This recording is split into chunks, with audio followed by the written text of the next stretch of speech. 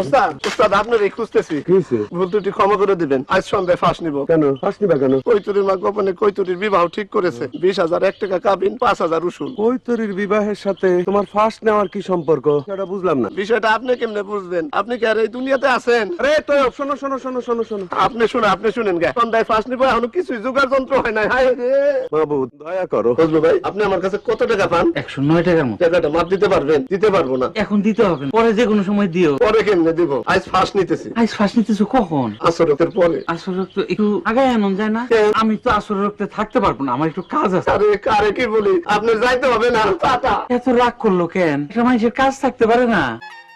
এই যে হাসান ভাই, আপনার সাথে দেখা হয়েছে, ভালো হয়েছে। হাতা দেন। কেন? তোমা দিব। আজ ফাঁস নিতে যাইতেছে। দেন, হাতা দেন। আমি তো কিছুই বুঝতে পারলাম না। না বোঝার কি আছে? আপনি তো আর কচি খুকানা, গাছ থেকে দড়ি ঝুলাই ফাঁস নিব। আপনার কাছে কি টাকা পয়সা আছে? থাকলে 100টা টাকা দেন, দড়ি কিনবো। আপনাদের কোনো কর্মকাণ্ডই আমি বুঝতে